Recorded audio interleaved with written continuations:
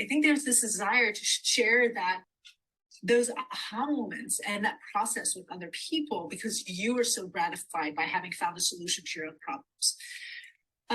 So I launched into this business, tried to create something that had nothing to do with the way I conducted my therapy practice, learned a lot, burnt myself out in the process of learning, and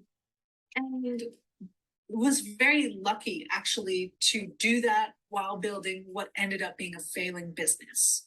And people are always surprised. I'm like, I'm so lucky that business was failing, because if it had been successful, the other thing that I would have done that I think is very similar to a lot of people, and especially a lot of the women I work with, is I would have stuck with it out of a sense of duty, out of a sense of pragmatism, financial responsibility. I probably would have stuck with that initial life coaching business.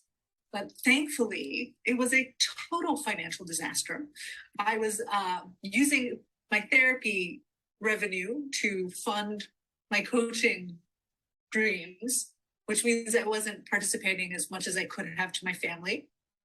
And I did burn myself out, and I took 6 months off, and I just stopped. And I recommend this to everybody when you have those moments. And I just asked myself, what in that process did you love doing? Right? What did you love doing that you were good at? Who were the people you loved working with? And what was it that led to that? And from that, I built Noteworthy. And Noteworthy, I'm very happy to say, is the opposite of a failing business. A